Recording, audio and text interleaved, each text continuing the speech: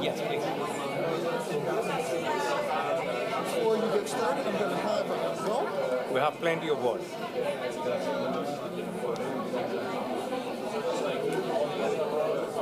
Bonsoir. Good evening.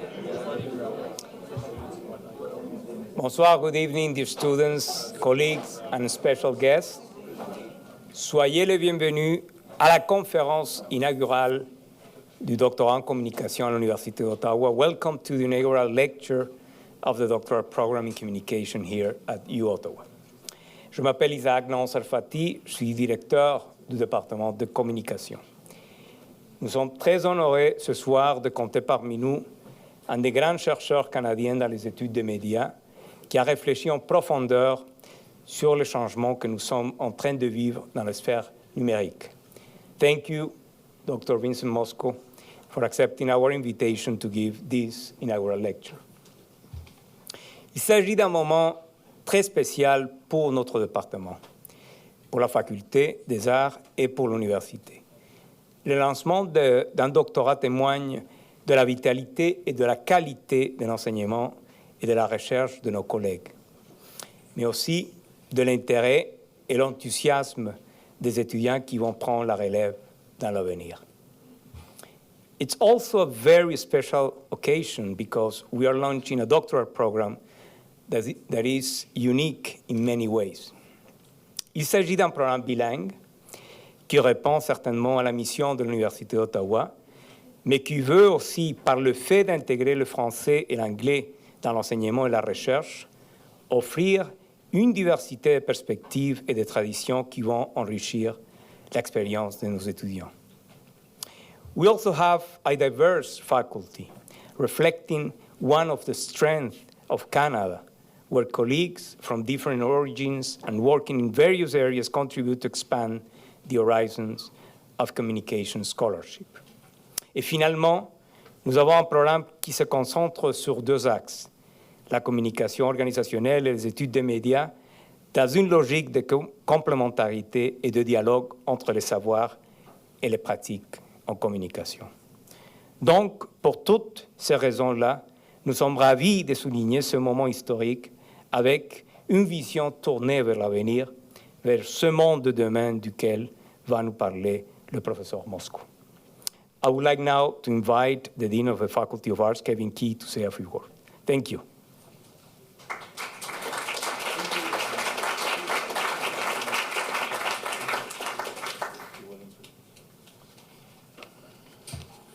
Bonsoir, chers collègues, chers étudiants, distingués invités.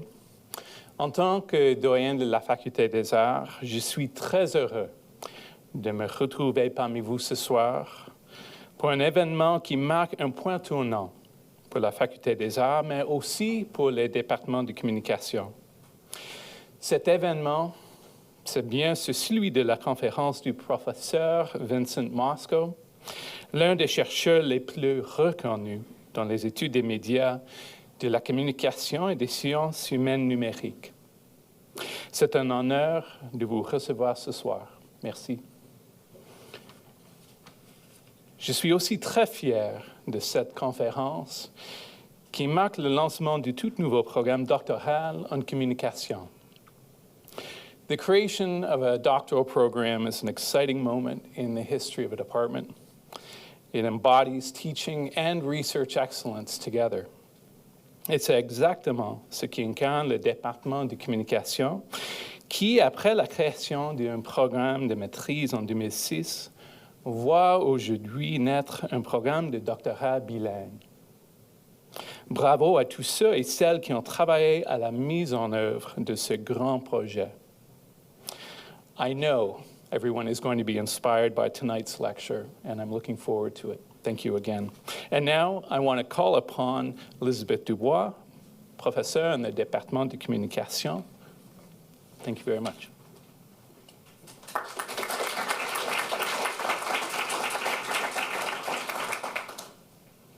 It is my pleasure to introduce to you today Dr. Vincent Mosco. Dr. Mosco is Professor Emeritus of Sociology at Queen's University in Kingston and Distinguished Professor of Communication at the New Media Center at Fudan University in Shanghai. À l'Université Queen's, Mosco a été chaire de recherche du Canada en communication et société et chef du département de sociologie. Au cours d'une riche carrière universitaire, il a poursuivi de multiples activités de recherche qui ont façonné son parcours scientifique impressionnant. Il a travaillé dans les domaines liés à l'économie politique de communication, aux effets sociaux de technologie de l'information et aux politiques de communication. Dans ses travaux, Dr. Mosco associe avec beaucoup d'habileté son talent pour les études critiques et sa passion d'amélioration des politiques de communication. Son travail est destiné aux étudiants de tous les niveaux, du premier cycle au doctorat, ainsi qu'un public plus large. Take, for example, his book, To the Cloud, Big Data in a Turbulent World. This is a book that received a 2014 Outstanding Academic Title Award and is equally found on university library shelves as well as those of your local bookstore. It's one of those rare works that is deeply critical, and I mean that in the most positive academic sense, while also being refreshingly readable and relatable. Les médias numériques ont la capacité de bouleverser notre manière de penser et d'agir à chaque coin de la vie. Entre l'utilisation des téléphones intelligents et les échanges virtuels au travail avec des individus partout au monde, la quantité de données virtuelles et produits est gigantesque et les possibilités de les explorer avec les études des médias et même la communication organisationnelle, c'est extraordinaire. Dr. Mosco's work highlights these changes and opportunities offered in a digital world. And in doing so, he often brings up and highlights really important new questions. These are the same questions that our new doctoral candidates aim to tackle in their work. Alors, pour nous aider à célébrer notre nouveau programme de doctorat en communication, Dr. Mosco nous amène dans le monde de demain. Please join me in welcoming Dr. Mosco as he takes us to Tomorrowland.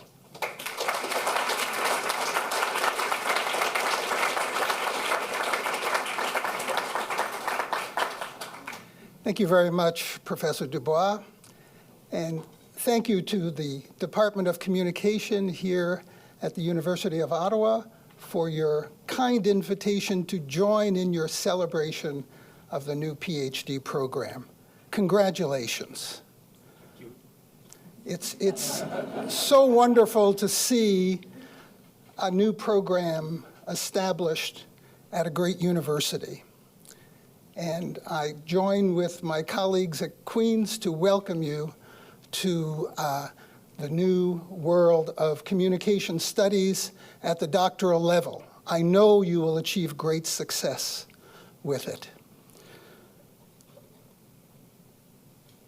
Tonight I'm going to talk to you about what lies over the horizon in new media information technology, and specifically in the transition from an old to the next internet. I'll look at the way cloud computing, big data analytics, and the Internet of Things are converging to produce a new internet. I'll address the systems, some of the problems associated with them, and we'll talk about one or two policy remedies for the problems I raise. I also understand that my talk is being transmitted over YouTube. I've had some friends from my old neighborhood in Lower Manhattan tell me that they'd be watching. Jimmy says hi. And to my friends in Shanghai, who have set up a virtual private network to work around what is euphemistically called the lack of availability of YouTube in China, ni hao. For those of you who wonder about the value of a new PhD program, I thought I'd offer you at the start a list of the students I supervised since returning to Queens in 2004. And perhaps to put your mind at ease, Enda Brophy is now professor of communication at Simon Fraser. Andrew Stevens is professor of business at the University of Regina. Andrea Hunter is professor of communication and journalism at Concordia University. Jianhua Yao is professor of journalism and communication at Fudan University in Shanghai. And Davina DeRoche, my final PhD student, who completed her work this past June, is now a professor in the Department of Sociology at the University of Lethbridge. There is a world out there for people who complete their PhDs. It's growing, and I'm very grateful for this group of students, for the work we did together, and to see how they've launched their careers. Now, much of what I have to say tonight will build on my recent book, To the Cloud, that Professor Dubois was so kind to describe. My son-in-law thinks that this would be a more appropriate title. I love him dearly, and he's probably right. But be that as it may, yes, I do take a critical look at these converging technologies. And to start, perhaps it would be useful for me to give you a sense of where I'm coming from in my views about technology and how I came about their development. For this, I'm grateful for the work of C. Wright Mills, a sociologist who produced two classic works, classic in both the academic and in the popular sense, that had great influence in the 1950s and 60s. One, The Sociological Imagination, still in print, and the other, The Power Elite. What struck me most powerfully about Mills' work, and still does, is that he cared about the connection between biography and history. Where do we situate ourselves in the wider world? Let's begin there. Welcome to my hood. That's an iconic photo of Mulberry Street, Lower Manhattan, New York City. Taken a few years before I was born, but that's my street. I grew up in one of those tenements, specifically that one. And if my laser pointer is working, it's that one, 2 windows. 4th floor walk up, 79 Mulberry Street. The neighborhood has been romanticized by Hollywood. Think of Leonardo DiCaprio in Gangs of New York, De Niro, Scorsese, Brando, The Godfather. In fact, De Niro, in one of the iconic scenes, and I believe Godfather 2, hopped across the rooftops that we as kids scaled to avoid the police after he rubbed out the local don. Romantic by Hollywood standards, but not romantic by most any other. It was a slum tenement, 3 rooms, my parents, 4 children, and thousands of cockroaches and other vermin. We were fortunate, we had a toilet, no bath or shower. Not the most romantic of places. I looked forward to getting out from the day I grew conscious of where I was. Until my dad came home in 1953 with a piece of technology that he carried up the 4 flights of stairs, set on a table, plugged it in, turned it on, adjusted the rabbit ears, and took me to Tomorrowland. Yes, it was in 1954, 55, that in order to publicize his new theme park, Walt Disney had a weekly television show with which I became infatuated. Each week took you to a different part of the park. There was Adventureland and Fantasyland, Pioneerland, where you could meet Davy Crockett. But for me, it was Tomorrowland. We went there rarely because it cost a lot to produce, to Disney standards, a vision of the future. But it attracted my rapt attention when we went there.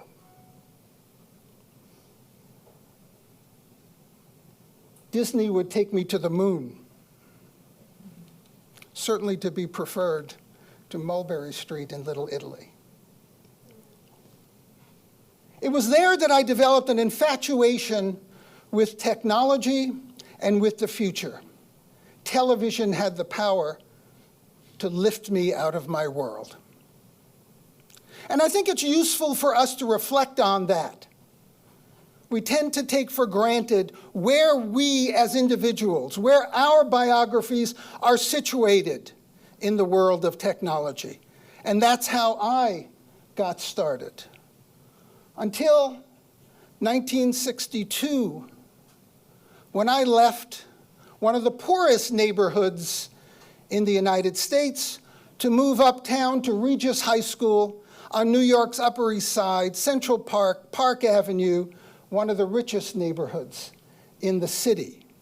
A Jesuit school established by endowment, competitive exam, 2,000 took the exam, 175 were admitted, and 125 graduated. It was intense, extraordinarily so, a very different world. But more than anything else, I learned from my high school almost everything I needed to know about technology, even though I never took a course on technology at the school. No course on computer science would taint a curriculum of classical Greek, Latin, and literatures in different languages. But here's what I learned. As Gord Downey of the Tragically Hip might say, that's when the hornet stung me. 1, fix your ethical compass first. That is, we begin with ethics. Your values matter, and they matter greatly when we think about technology. A couple of months ago, I gave a talk at the University of Oregon, and at the end of which a journalist came up to me and said, "Professor Mosco, I have a question for you. Can you tell me if we should design ethics into technologies?" And I was a bit startled by the question because for me the answer was obvious. But I didn't want to embarrass the journalist by telling her that.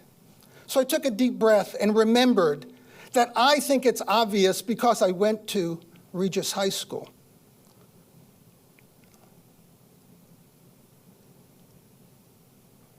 Of course, technology should contain and embody our ethical values. It will, whether we're conscious of it or not,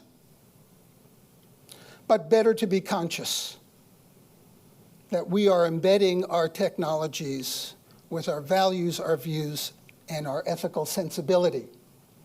Secondly, I learned that our lives are constructed out of social relations. That indeed, technology, I learned later on from the literary critic Raymond Williams, is nothing more than a congealed social relationship. That our job as analysts of technology is to peel away the skin of technology, to look beyond its materiality, wherein are embedded dominant social relations. So keep your eye on ethics, on the social, and finally, at a school that took me on trips through the Mediterranean with Homer in the original Greek and with Virgil through the Aeneid and through literatures around the world, I learned that we live in a multiverse of the imagination. And this holds significance for our understanding of technology. We think of computers as things made of materials, common and rare. But when we make technology, whether a TV set or a computer, we make myths as well. Our technologies are part of this multiverse. And this holds great significance for our understanding of technologies. And as James Carey reminds us in his powerful work about the impact of technology, technologies carry stories that help us deal with the conflicts, the tensions, and the contradictions in our lives. Armed with this, I headed off to graduate school, to Harvard in the Department of Sociology, where I had the great privilege of working with Daniel Bell. At the time, he was producing 2 books that are among the classics, voted among the top 50 nonfiction books of the 20th century.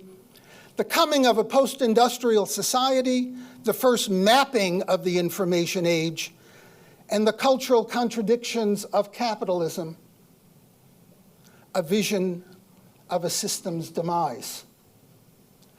Bell, and I thank him for this, taught me to have the courage to stay ahead of the technological curve. Certainly difficult to do, because it involves peering into the future, perhaps over the horizon, but not too far ahead as to lose sight of the influences that the present has on the future.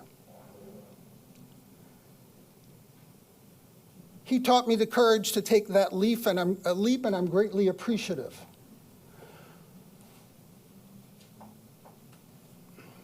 When Bell felt I'd reached the point where I learned as much about technology as I could, he sent me to this fellow, Anthony Ottinger, who's a professor of mathematics in the Division of Engineering and Applied Physics at Harvard.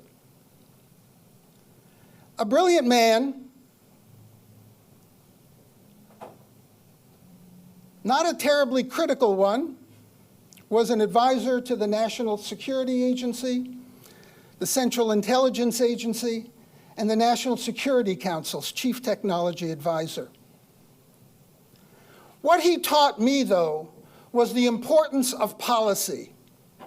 And in the sexist language of the time, he would say, we must think like men of action and act like men of thought.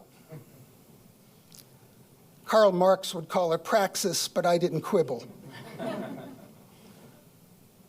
But even with his conservative and mainstream vision of how the world should work, he understood that policy should not simply flow from what economists think is right.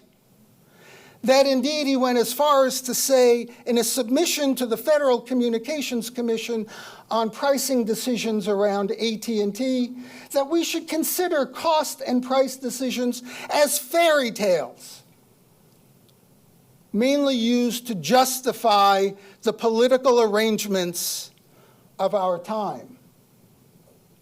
Who has power, who doesn't? Policy grows out of power relations, not the conclusions of technicians or economists. And finally, I want to thank Herbert Schiller, a critical communications scholar whom I encountered after completing my degree. Schiller has lectured here at the University of Ottawa. I remember taking him up here in the middle of a cold, cold winter, and he arrived from San Diego with, well, probably that jacket. Thankfully, we had a winter coat in our closet to look after him. But Herb lectured all over the world and is one of the founding figures of a critical political economy of communication. We were dear friends until he passed away 15 years ago. But remarkably, before the century turned, he understood that the internet would change and that it would move from a more democratic vehicle to one that is largely an instrument for advertising, marketing, and corporate aggrandizement.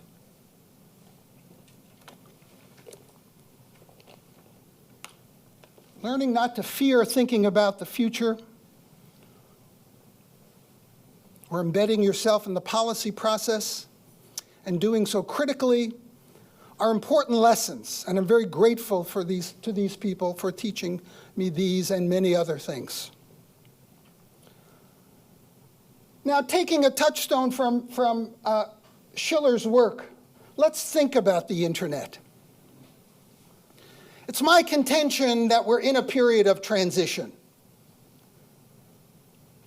We've been living with a system for 25 or so years that has been built around a largely decentralized, distributed, disorganized, and often very democratic model.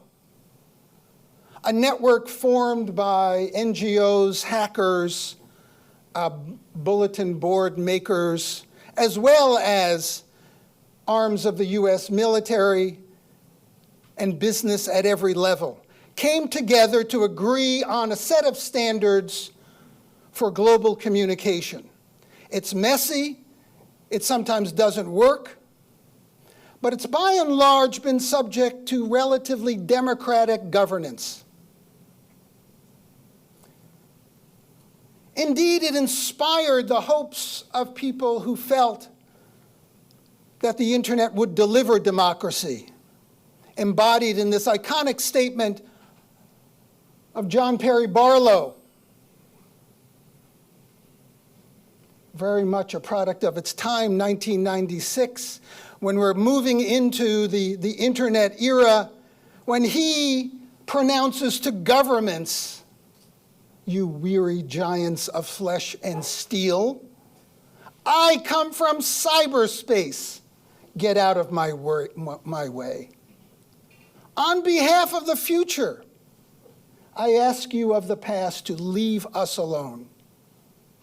You're not welcome among us. You have no sovereignty where we gather." Barlow was not alone in that belief, in the vision that the internet would topple institutions and create a network society where we would all start on an equal footing and govern ourselves.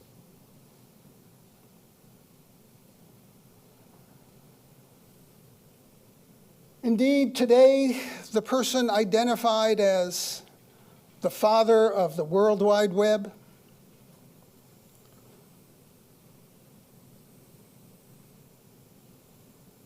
seeks to reclaim it from dominant corporate powers like Facebook and Google. Once upon a time, Tim Berners-Lee was inspired by Barlow with a vision of a democratic internet. And now he's fighting a rearguard battle to take some of it from the dominant powers in the system. What's happened? Well, we're in the process of developing what I call the next internet. Growing out of the convergence of three systems that is by and large organized through centralized corporate and government control, whose goal is the commodification of content and of users. Those are the essential principles of the internet we're moving toward.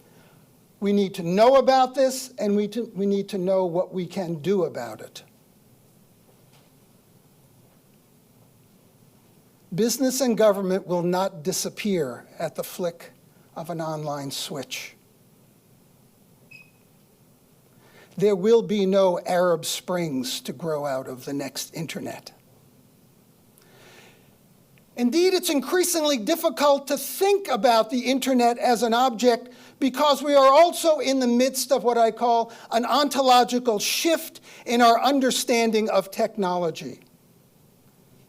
There's nothing terribly complicated about this. Other technologies like electricity experienced the same change. Once we kept generators in our basements, and then electricity disappeared into the woodwork. We don't see it anymore. Nevertheless, it's more powerful than ever. The same is happening with the technologies that embody the net. Ontologically, it's no longer about things, because the things are everywhere. It's less about material objects and more about the flows. And as those flows disappear into the woodwork of our information networks, it becomes more difficult to address them, to deal with them. The Luddites had machines to smash. What have we? We start with cloud computing. The first constituent of these to develop a system for storing, processing, and distributing data, information, apps, software, and services. Someone called it computing using someone else's computer.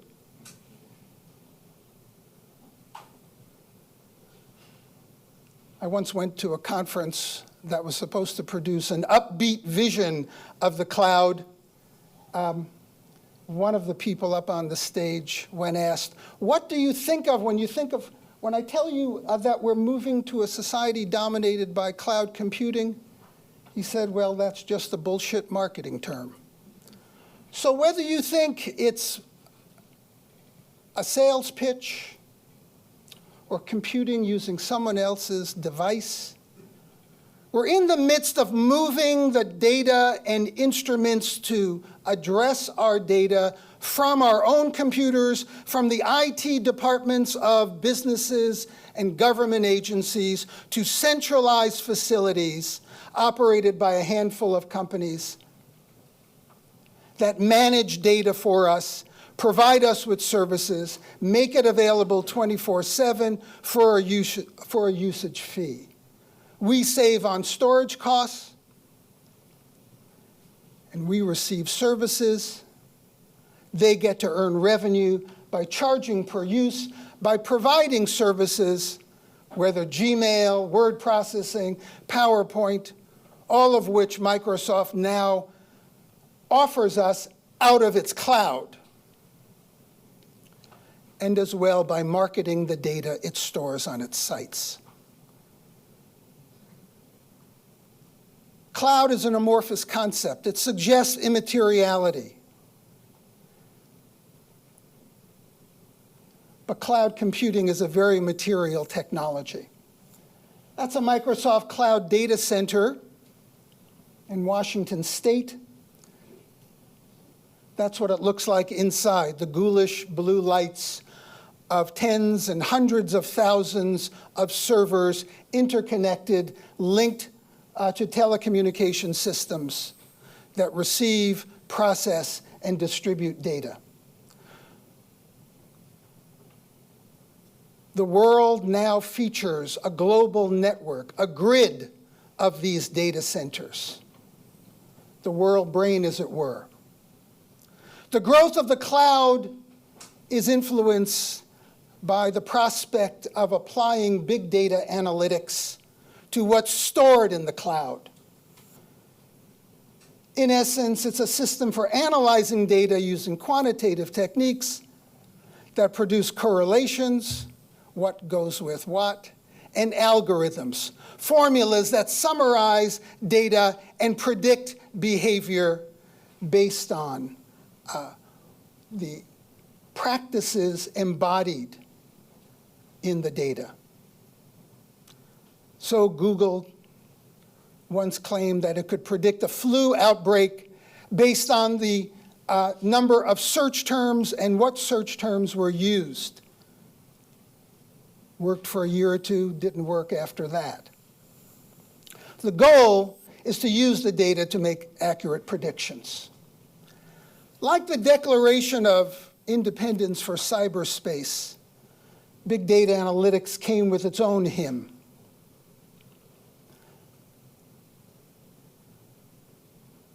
Chris Anderson is not the only big data evangelist. He looks forward to a world run by data and applied mathematics. And he tells us, out with every theory of human behavior, from linguistics to sociology. Get rid of what you've learned. Who knows why people do what they do? The point is they do it. The numbers speak for themselves. That is the embodiment of the ideology of big data and of a world governed by algorithms. A result, just in the last 2 or 3 weeks, Facebook claims it doesn't need human beings determining what's news on its news trending feature. Algorithms do it. So top of the news was a 9/11 hoax story, which its algorithm believed was a significant news item.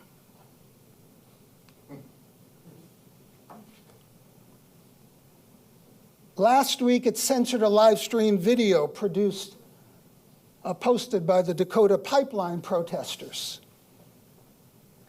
Again, Facebook claimed it wasn't us, the company. The algorithm did it.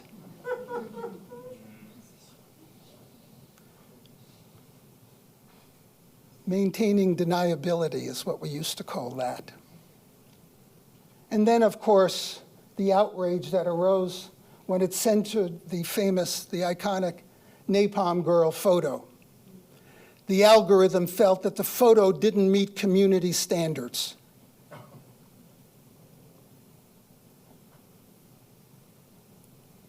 This is the brave new world of big data analytics, a world run by algorithms. It forms a cloud of digital positivism, a vision that values quantity over quality, correlation over causation, data over theory, and presentism over historical context. There is a value to quantitative analysis. I've done a lot of correlational analysis in my career. But the point is, it's not the only solution. The data don't speak for themselves. We give them voice.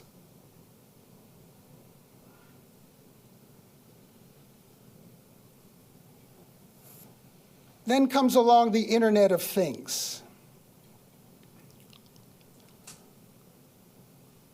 We'll get to sex toys in a second. But we have to get through a definition first.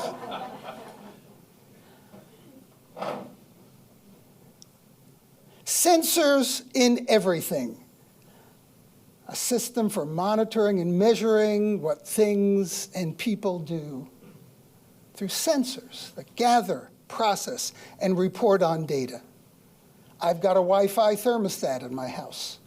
I've driven a Tesla with the autopilot on.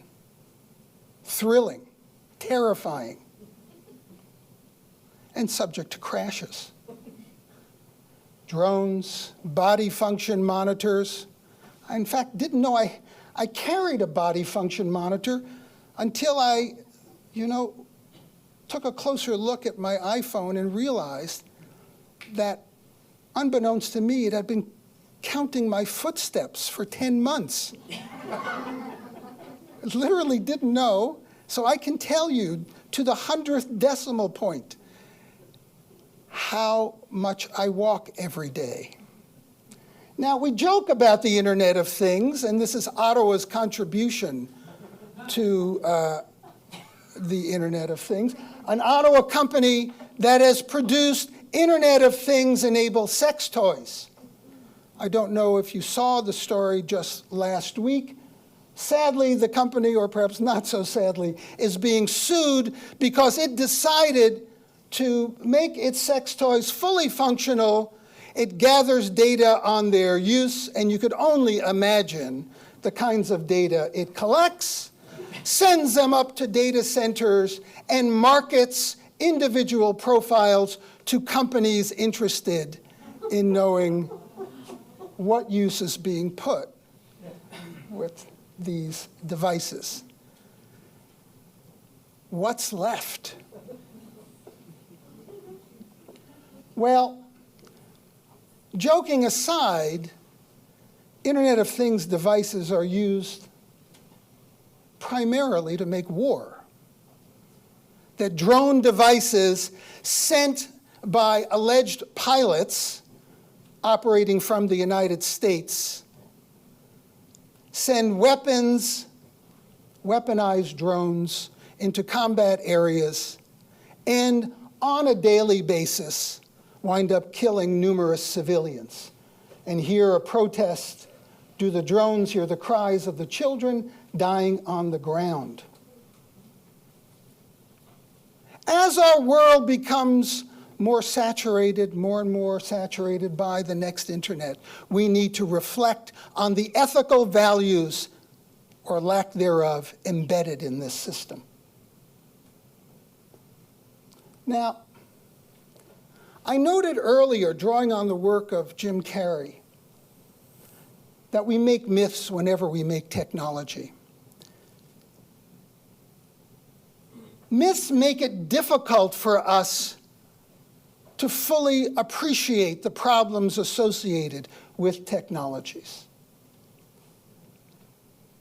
Because they're stories we tell ourselves to help us cope with life's problems, explain the unexplainable, and experience the sublime. That sense of transcendence that I can assure you I felt when I took my first trip to Tomorrowland and my first drive on an LA freeway in an autopiloted Tesla. We all experience it. Makes it hard to think that the same technology is embedded in drones that are killing people today in the Middle East.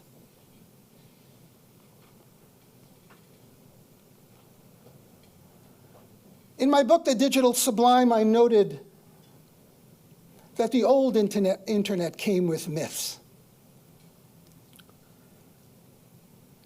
At the turn of this century, it was very popular to talk about the end of this, that, or the other thing. I once cataloged the number of books in the Harvard Library that came with the end of title. I lost count. There were several hundred published within a 5-year period.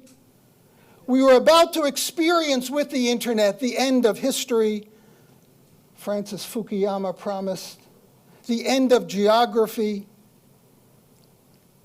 and the end of politics.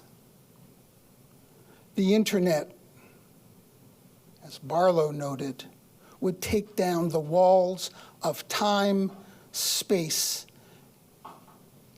and those walls that keep people from one another. The new online world would save us. Well, we all know that history came back with a vengeance, but myths don't die easily. The next internet comes with its own mythology. Two most prominent, the singularity, the promise that we and machines will become one.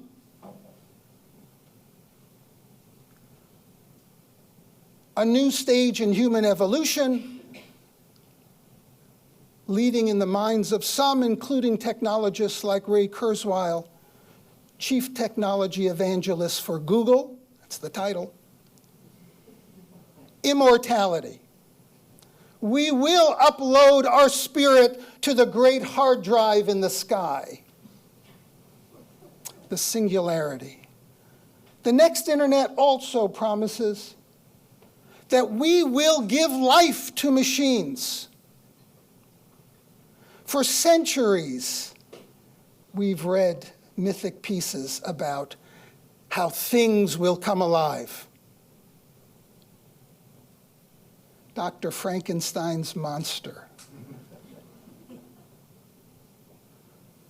Only now they will be our servants. The robots, AI systems, Internet of Thing-enabled devices. Humans will bring things to life. In that mythic universe, which I can assure you are fundamental to the credo of dominant next internet companies, Apple, Google, Facebook, Microsoft, Amazon. It's difficult to think about a world of problems and policy issues. But let me take you down a few of the key issues that we need to address when we pierce the veil of mythology. Yes, the media are American again. In the 1950s, 60s, and to a degree into the 70s, there was much discussion in communication studies about American media imperialism and how it was disappearing with the power of European and third world media.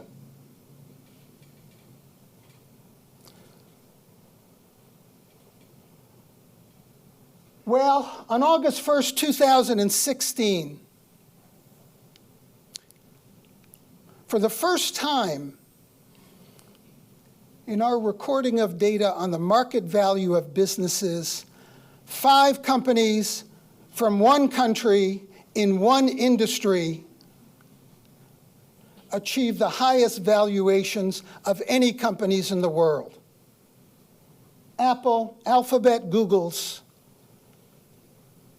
company, parent company, Microsoft, Amazon, the dominant cloud computing company. Amazon, in fact, generates 1/3 of the world's revenues in cloud computing.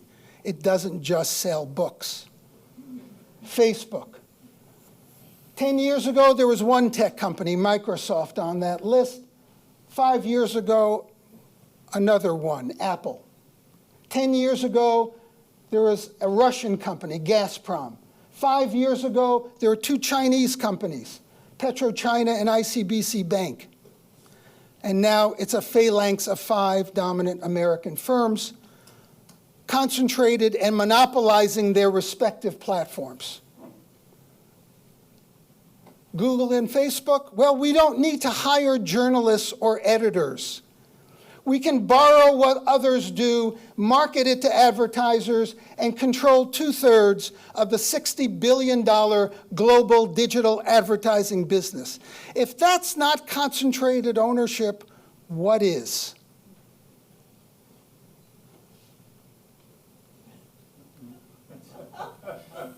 Well, perhaps they're got inside here.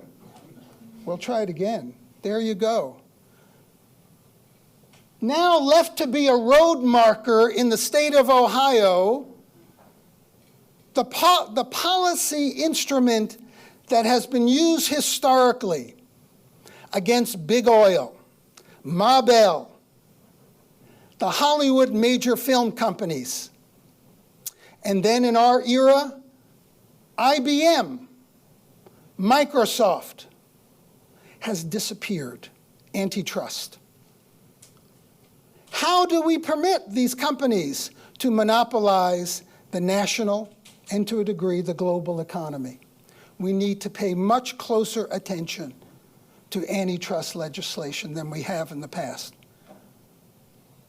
It may come as some surprise to you, and I only learned this because I was in China 2 weeks ago, that the Chinese government, having learned of its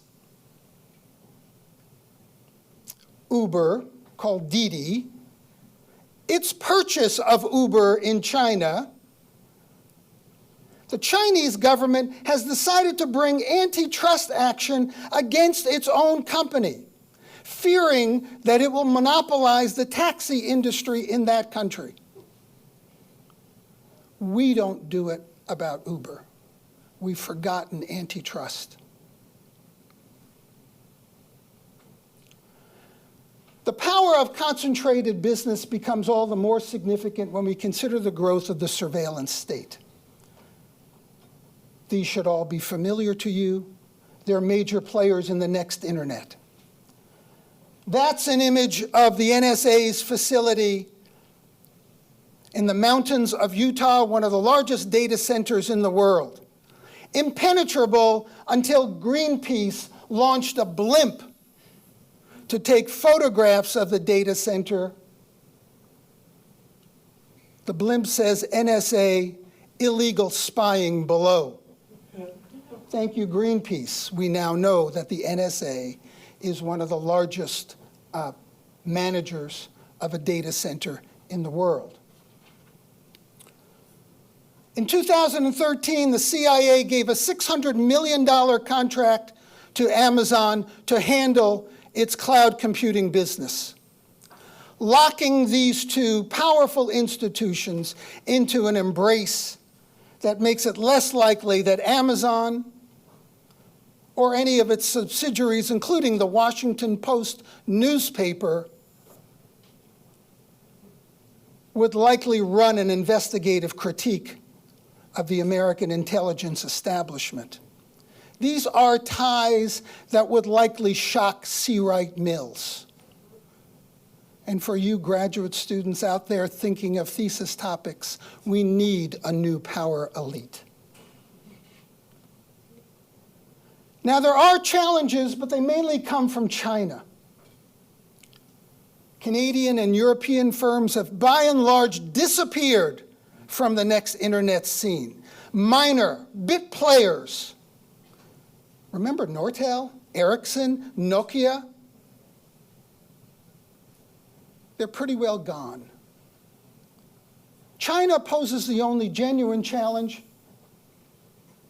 It has firms that, though smaller than the US majors in Alibaba, Baidu, Tencent, Huawei, which the Canadian government has tried to ban from entering this country, the line being that it will likely steal our technology secrets.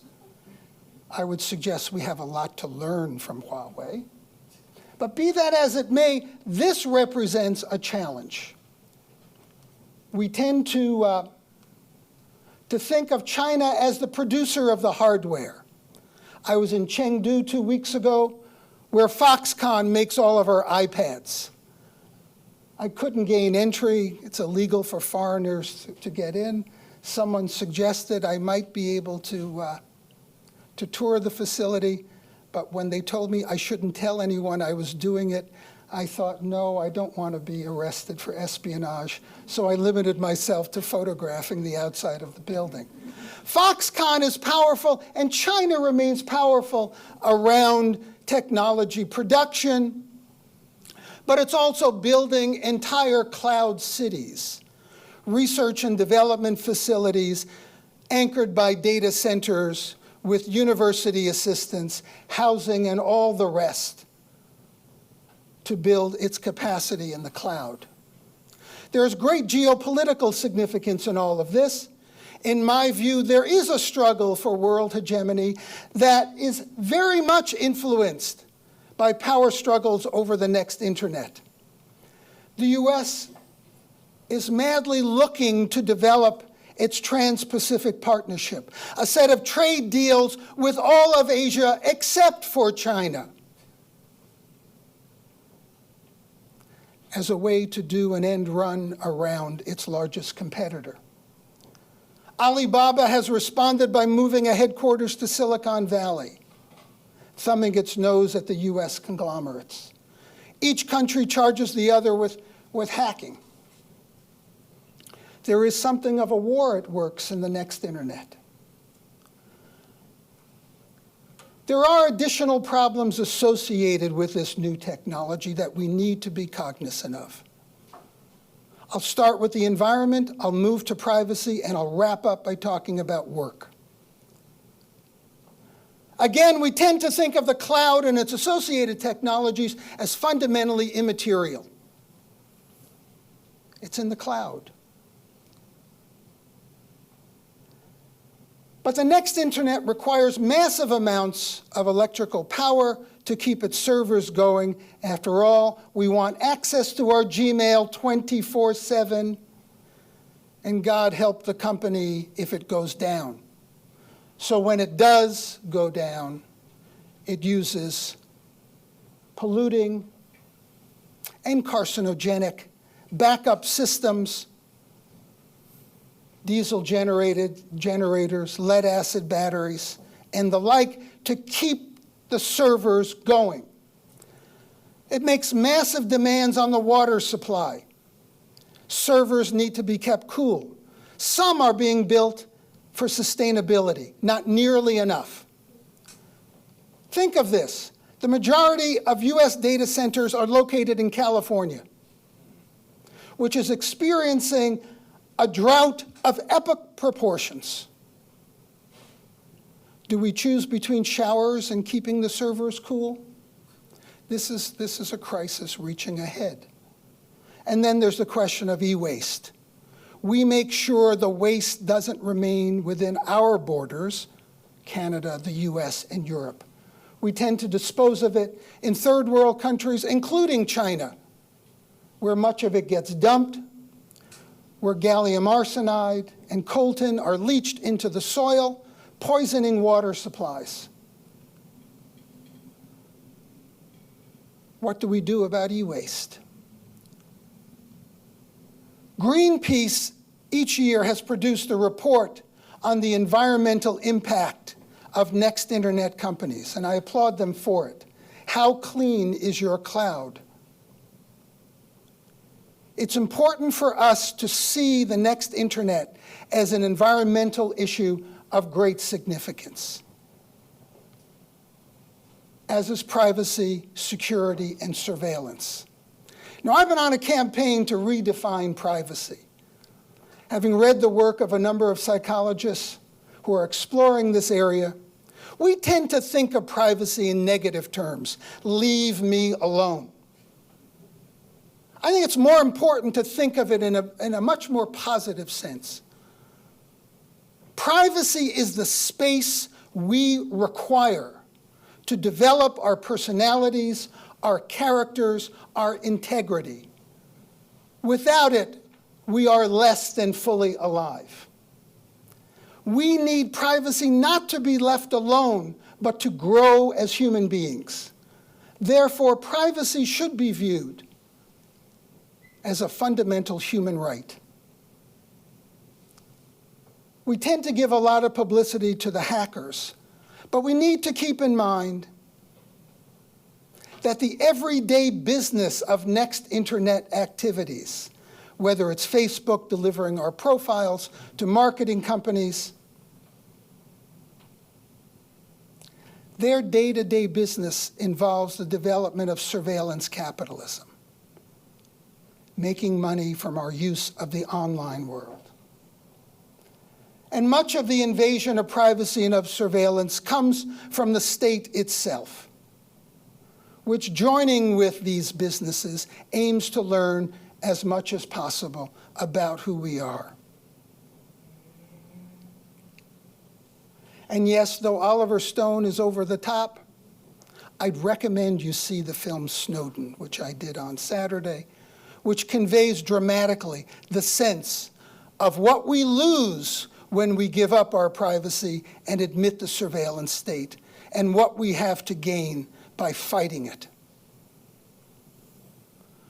There's a worldwide project that works, essentially a mass education project, to teach us to quantify ourselves, to give up data about how we live, how we work, how many steps we take in a day, how our blood pressure changes, what our heart rate is, and deliver it to devices that are delivered to companies that market it to advertisers and governments. We need to start reflecting on what it means to have a quantified self.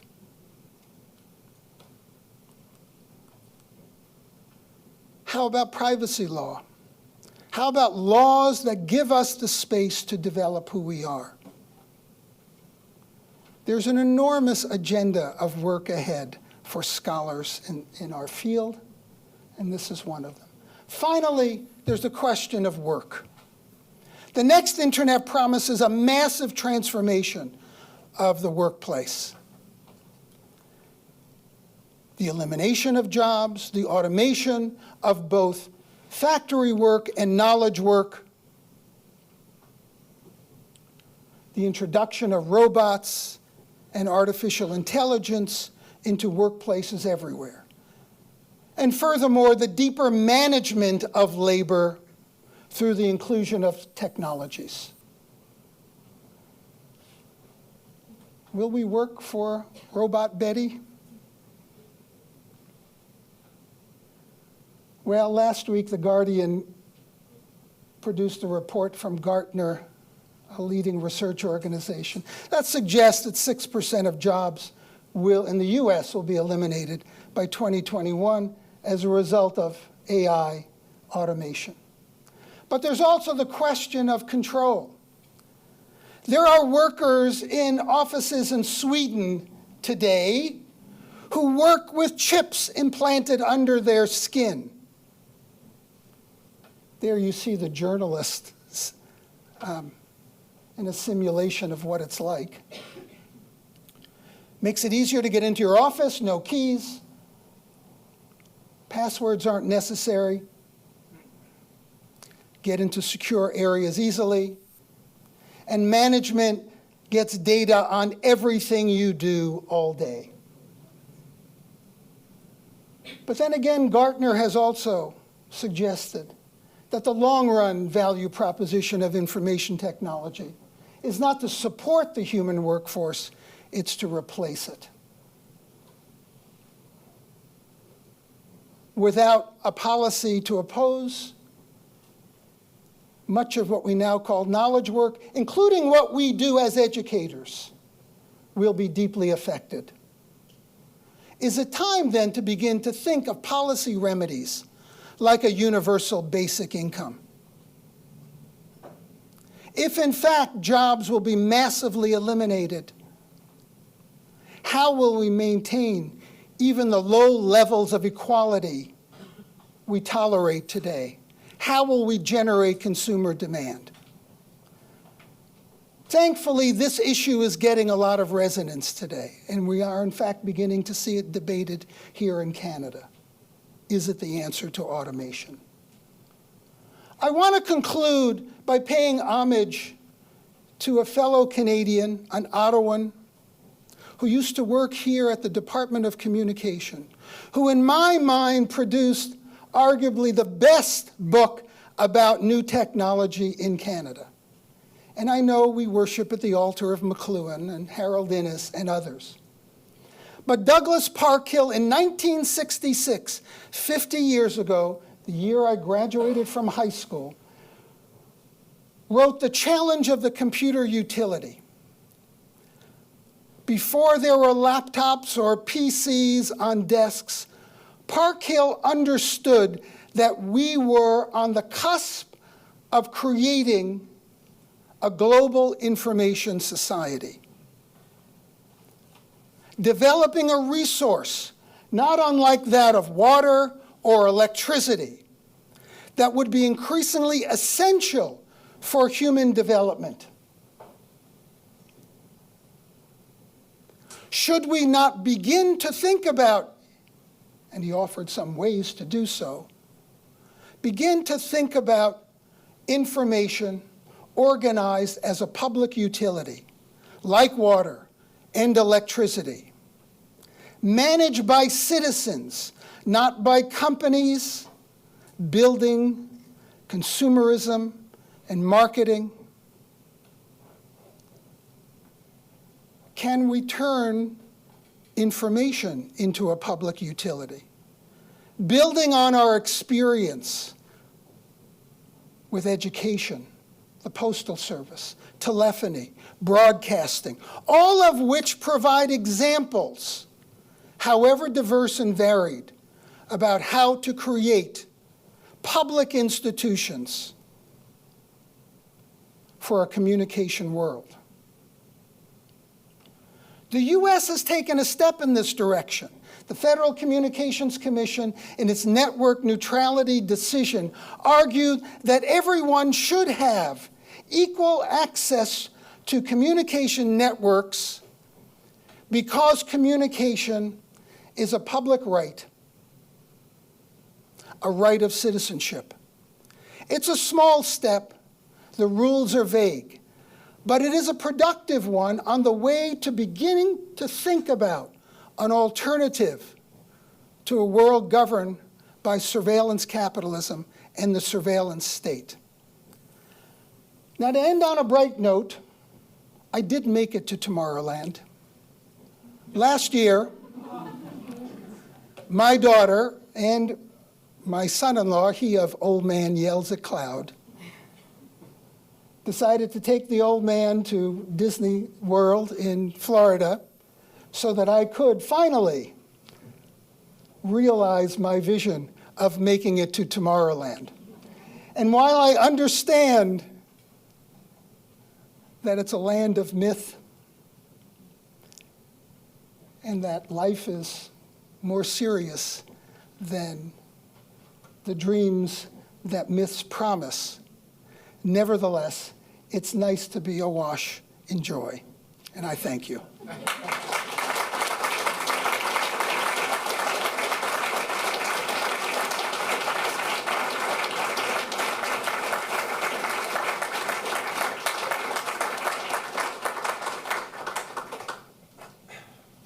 Merci beaucoup. Thank you very much.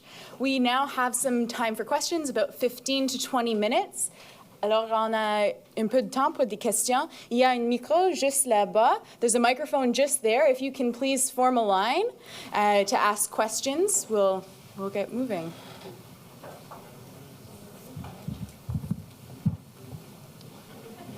All right, well, perhaps while we, nope. All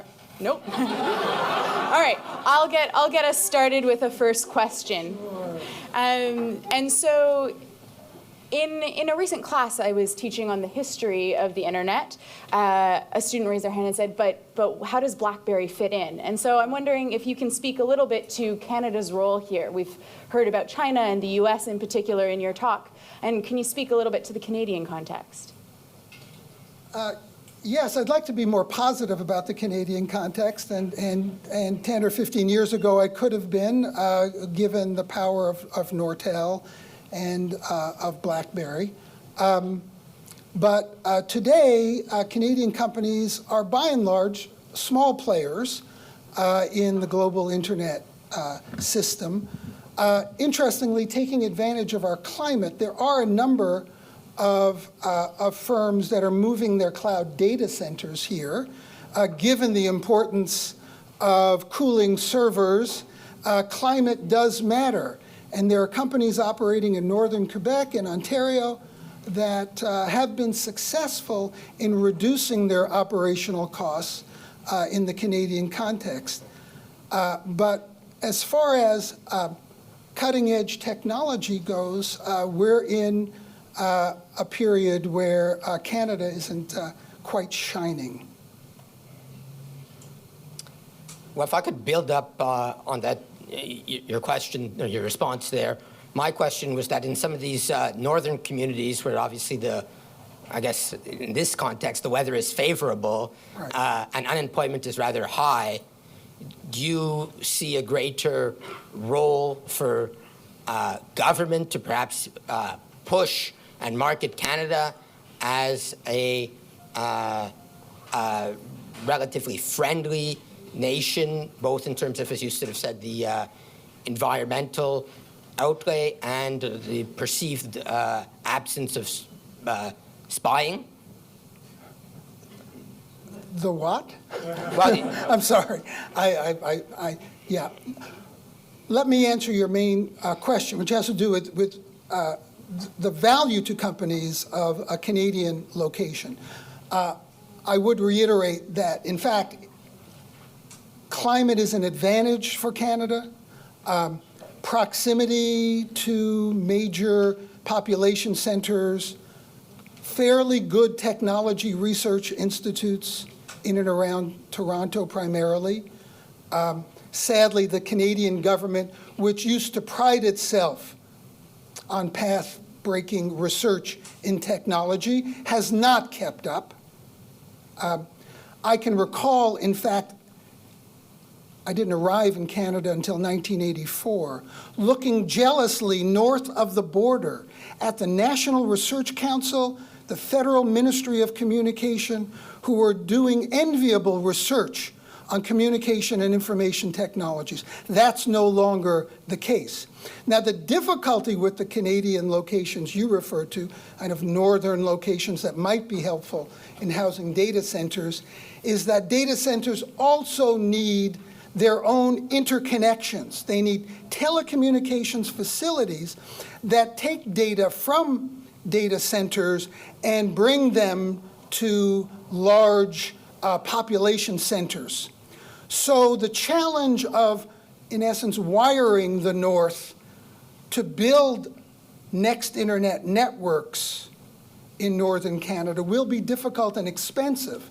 Nevertheless, I think it's a role for government, certainly in bringing broadband and next internet services to local communities, but also in attracting foreign businesses. To date, I haven't seen much action on the part of the federal Canadian government to do this, but perhaps scholars in the audience looking for topics to work on might consider how the Canadian government might develop a policy that would make Canada a friendlier place to operate in the new information environment. Now, I do tend to disagree a bit about your comment about privacy and surveillance. Canada is wired in to the American surveillance state, that our population centers are by and large arms of the US intelligence establishment. We cooperate fully. The CSIS headquarters here in Ottawa is an embodiment of that. Now, some say this is required to win the war on terror, or call it what you will. But however you stand on the issue, Canada is far from a free zone in the surveillance world. thank you. Thank you very much, Professor.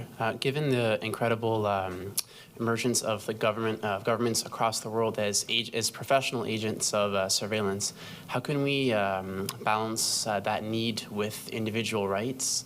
And where do you think that debate will lead, given, for instance, the debate about the Patriot Act reauthorization? Where do you think that debate will lead in the coming years, as given that there's been a lot of emergence of new threats in Europe, North America, and across the world?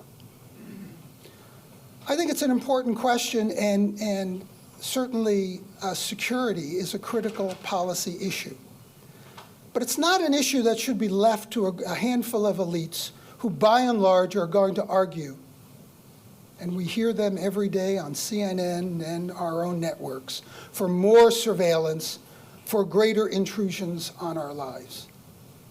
And look at what resulted from this. The National Security Agency was, in essence, spying on the electronic communications of pretty well everyone it could crack into in the world, including, in violation of American statutes, American citizens. Now, what's vital here is that we take a strong interest in both security and in maintaining our privacy. We need to mobilize. There are organizations, NGOs, that defend privacy rights, that fight the surveillance state. When a debate arises as to whether Edward Snowden is guilty of treason or is a patriot, we need to stand up and, as I have on numerous occasions, thank Edward Snowden for the service he's done for all of us, making us aware of the damage intense surveillance has done to us. So when the Patriot Act comes up for renewal, we need to be there to make sure that Canada isn't complicit and that the U.S.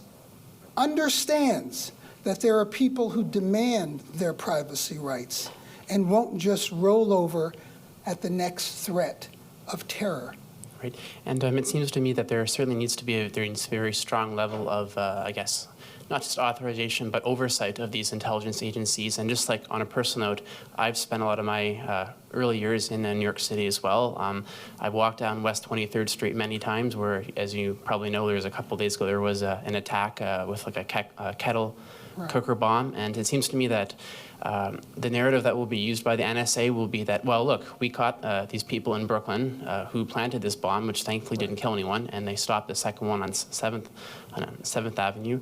They will probably seize that narrative and say, look at us, well, we saved Manhattan from, destruction. So just give us the powers that we want, and they would probably target the people that would dare to vote against reauthorization of the Patriot Act. I very much appreciate that, but what we need to understand, and this is why history matters so much. These words have been said over and over again throughout American history. This is nothing new. The demand for surveillance owing to a perceived risk of terror has been with America as it has been with Canada from our beginnings.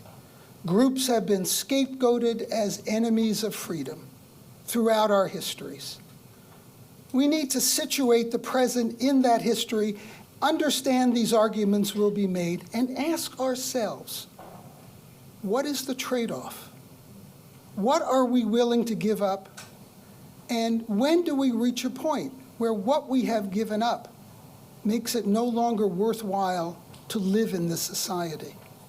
I think those are vital questions that we need to consider and ask of power when they ask us for more extensive surveillance. Thank you for the wonderful questions. Hi, so my question is, this presentation has talked a lot about evolution of human thoughts, and I like to think that for the past many years, with the arrival of technology, people are able to make more intelligent, have more intelligent thought processes and are able to make more ethical decisions for themselves. But there's still a lot of like capitalistic ideals in all these like Microsoft, Amazon's. So I'm wondering, is there going to be a time in the future where when majority of the people in the world are going to be able to make the decision to not make decisions based on greed and more on think about the ethical side of things and prevent themselves from creating all these issues that you talk about today in the presentation? Well, it's what keeps this old man yelling at clouds. That is, yes, I am hopeful. I have faith in my fellow citizens that when they understand the issues, they will rise up, organize, and demand their democratic and human rights. And increasingly that's being done. But it's difficult because oftentimes we're told, don't worry about making demands. Technology will hand it to us. It will end history, geography, and politics. The singularity is near. Don't worry. My sense is when we hear that, that's when we begin to worry. We reflect. We use our critical faculties to mobilize and address issues. It's only going to come from us. It won't come from technology. But you ask if I'm hopeful? Yes, I am, cautiously. All right, thank you.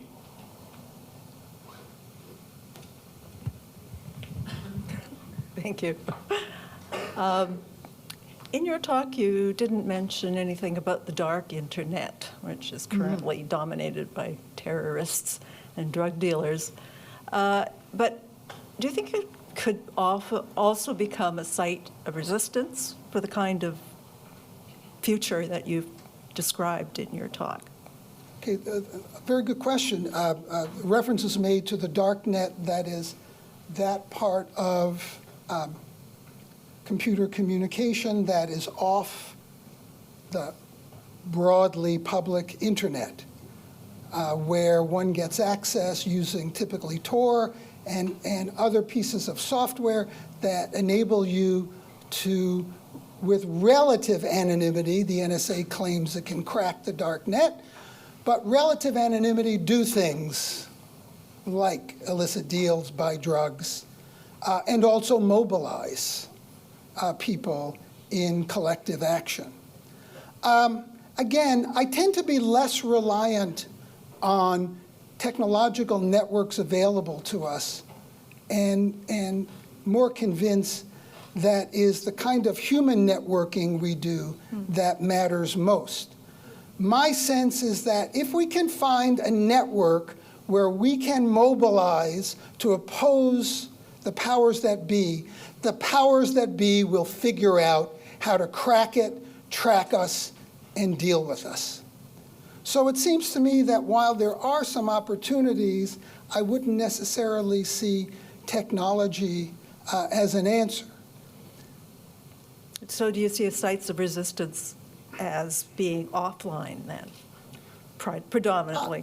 I do, and I recognize that it's a tough slog. You know, last night I remembered and posted on Facebook Mistake. a happy 5th anniversary to my fellow Occupy Wall Streeters.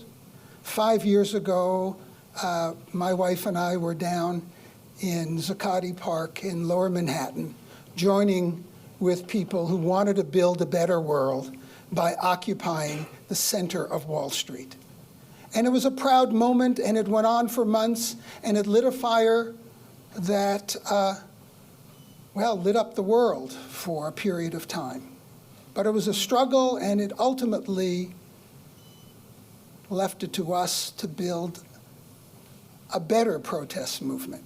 So yes, my sense is that while we use technology, that we need to advance human, socially organized movements as alternatives. And I'm grateful for the fact that the world today is full of them. While my emphasis was on the powers that be, one could, in fact, flip some of this discussion to talk about resistance from below, to build what amounts to a new commons to oppose to the surveillance state and surveillance capitalism. Thank you. You're welcome. Thank you.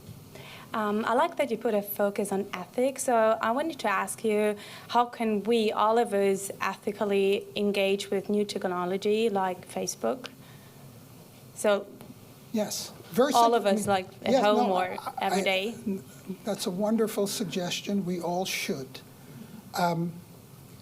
Before we approach technology, we need to approach ethics. We need to know who we are and what we stand for. And I recognize that's an evolving development. The hornet stung me when I was 14 and confronted ethics really for the first time. But it continues to sting as I'm reminded over and over again about the ethical paths we need to take. It's a lifelong learning process. But unless we put it in the forefront, it will escape us. It will evaporate into a world of singularities and myths of the end of. So know your values. For me, it's democracy, it's citizenship, it's treating people generously, it's caring about the world we live in, it's doing unto others as we would have them do unto us. Having a certain set of core values that we then use to approach technology. So that I'm on all the networks. You have my Twitter handle. Please contact me. I'm on Facebook. I'm on the networks. I think it's very useful for us to make use of them, but to do so ethically and with our values clear in our minds. Because there are many temptations in a networked world that can easily distract us from that which is ethical and to be valued. For most of us, it's not difficult. I think of Edward Snowden, just as I used to think of Daniel Ellsberg, who revealed the Pentagon Papers in the Vietnam War. Edward Snowden in the bowels of the National Security Agency, deciding he was going to turn the tables on the surveillance state. I hope there are many more of him around. For most of us, it's easier, but I encourage you, think ethics before you think technology. Thank you. Use propaganda to promote. Let me take Professor Aid, and then I'll answer that question. I've heard your question. Yes. First of all, I would like to thank you very much for being here. It's a great honor. I would like to highlight the fact that I have been always learning from you, starting from being a PhD student in the program where you were the graduate supervisor, and you brought me to that program and you brought me to that field. So thank you. Thousands of people around the world learn from your research, and our PhD students in the department should be very proud that we have Professor Mosco here today. I also want to learn one more lesson from your huge scholarship, and I want to make use of this opportunity by asking you a small question about a project I'm working on right now, the use of technology in counterterrorism and the use of sensors to collect and process and report on data with regards to terrorist behaviors. And of course, being a fan of ethics, and I believe that ethics always win at the end of the day, there is always a clash between privacy of information and, of course, collecting information about human beings who are involved in terrorism. One of the things that we can do is to protect their information and are always in the policymakers' hand to use only for the purpose of counterterrorism, but this is not guaranteed. So one thing is probably to make this data are inaccessible by anybody else, including even policymakers, if they are not using it. Including policymakers, right, if they are not actually using it for the sake of counterterrorism. Right. But I wanted to learn some more information from you about this, if you have any hints for our project. Thank you.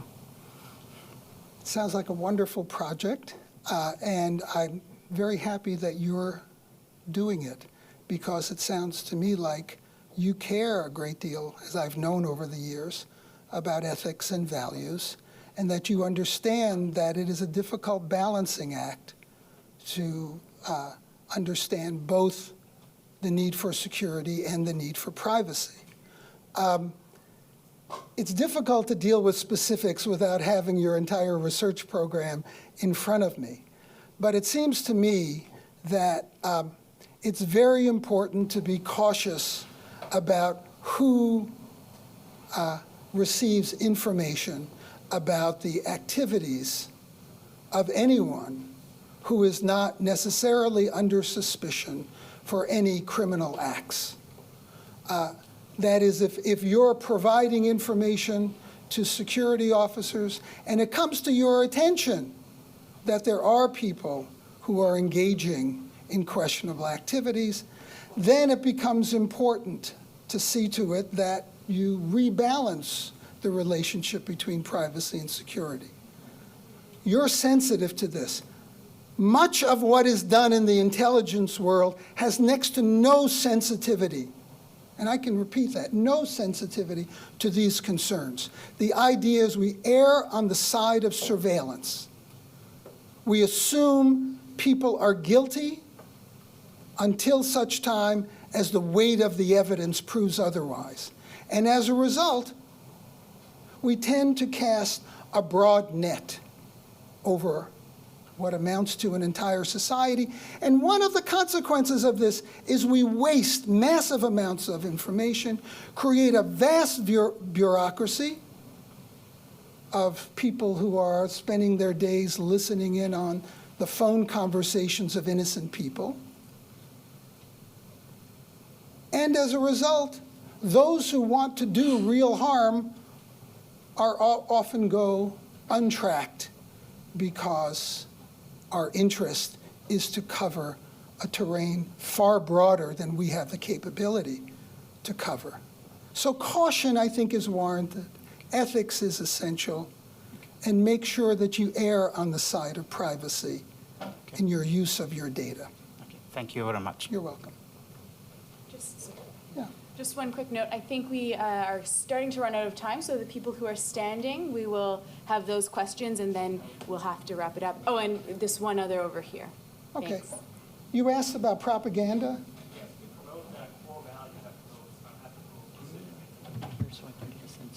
Well, you know, propaganda has many different definitions, and so I tend to set aside the term. We need to mobilize politically and discursively around ideas like ethics, citizenship, and democracy to protect our human rights in an information age. And if that means mobilizing people around certain core values and shouting it from the rooftops, buying advertising on networks, putting up billboards, you may call that propaganda. It seems to me that that is part of the education of citizens. And so, yes, do it. Yes, sir. Hi there. Part of your talk, I think, seemed to revolve around a little bit of the, I guess, misrepresentation of what technology can actually do and what it actually means when you post something on Facebook or you wear a Fitbit around the city. And so I'm wondering if part of the solutions to the things that you're talking about could be found in some sort of formal education, whether it's for adults or even teenagers, and if so, what do you say, well, what do you think that would kind of look like? In your opinion, what should it look like? We need massive education, preschool, in elementary school, secondary school, and universities. I mean, think of this. We live in this network right now. Ontologically, it's everywhere, including in us. And yet, what do primary school curricula do about this? Well, should we teach them coding? Coding? My goodness. These are kids who are learning to navigate Facebook without genuine ethical or citizenship instruction in the networks we're embedded in. And what do? Should we teach them to code? No, we need to teach them a lot more than that, and it should be thoroughly integrated in curricula across our educational system so that, you know, a kindergarten class makes room for a discussion of the world of technology. Learning it by osmosis won't work because our instructors will be Google, Facebook, Apple, Amazon, and Microsoft, if not the National Security Agency. I would rather have my first grade nun teach me how to navigate my way through an ethically complex world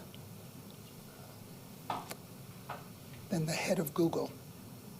So we need to embed this into our educational system at every level, teach people about technologies, use them, but use them ethically and with an eye toward becoming full citizens in an information world. Thank you. Okay? Hello, Professor. Thank Hi. you for a wonderful talk. Thank you. I was wondering, you've mentioned Edward Snowden time and time again throughout your talk, and I was wondering if you could speak a little bit on the ethical implications of the recently published editorial by the Washington Post, which advocated for the treatment of Edward Snowden as a traitor, despite the fact that the news organization very heavily profited from the work of Edward Snowden, ultimately won a Pulitzer Prize due partly to the work that he had done alongside them, and what kind of impact that has on their integrity as a news organization. Thank you. Great question. I expect nothing less from Jeff Bezos, whose newspaper it was, as you suggested, the Washington Post, profited enormously from the Snowden revelations, and now calls for him to be extradited and charged with treason. There is a lesson to be learned in that I think is really significant. We tend to worship our tech gurus as if they had the capacity, because they know the technology, to speak out on societal, political, and ethical issues. Nothing could be further from the truth for Jeff Bezos, Elon Musk, Timothy Cook, Apple, the gang who runs Google, and Mark Zuckerberg. These are skilled technicians. Their limits are clear. And what we need to understand, as you do, and I appreciate the question, that these people should not be trusted with the primary organs of communication in society. We need to regulate the hell out of them and make sure they serve us and not the powers that be. Now, once upon a time, we did that, whether it was in Canada with the Department of Communication and a CRTC, or in the US, when antitrust action was taken against all of the giants of the communication world when they stepped over the line. For some reason, a liberal, progressive, democratic government in Washington refuses to take even the mildest antitrust action, and instead offers them up as models for how we should conduct our lives and run our society. That saddens me deeply, and when I try to have hope, it certainly represents a challenge. I think there's another one, and I don't mind taking it if you don't mind. Okay, last one. Okay. Okay, first of all, thank you for this amazing talk. I'd like to focus on my question on terrorist groups. For example, ISIS, I'd like to think of it as an organization with its own public relations and its own online representations on various platforms. So how do you think such groups, like ISIS for an example, would have its own share in Tomorrowland? Like I can see from now they started to recruit youth from online platforms. Yes. And we're not there in Tomorrowland. So how do you think they would share in this? As I noted earlier, following Raymond Williams, technology is nothing more than a congealed social relationship. So I don't think any network is inherently good or inherently bad. It embodies the dominant power structure and social relations existing in a society. So does it surprise me that ISIS uses the internet? Of course not. Al-Qaeda uses it. That anyone who wants to bring about change, whether for good or for destruction, uses the networks available. So it seems to me that the question isn't around should some people make use of a network and other people not. It's in essence, how do we bring about a world that is broadly democratic and ethical in the face of destructive tendencies in the world? It's a very difficult and challenging one. The reality is that it's only going to happen, it seems to me, when we exercise control over the networks ourselves. In other words, handing it over to the dominant corporations or to the surveillance state, it seems to me does not necessarily provide the kind of answers we need. We need to take action. Thank you. You're welcome.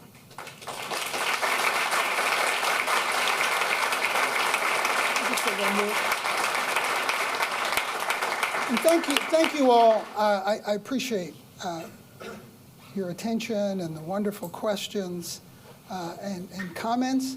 I'll be around for a couple of minutes. If anyone would like to ask a question, you're welcome to come up and do that. And feel free, you've got my coordinates, vincentmosco.com. If questions arise or you simply want to run an idea by me, please feel free to do it. And once again, congratulations on giving birth to a new PhD program here at the University of Ottawa, and best of luck with it.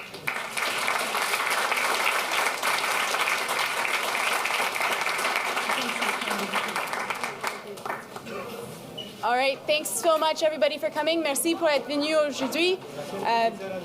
Oui.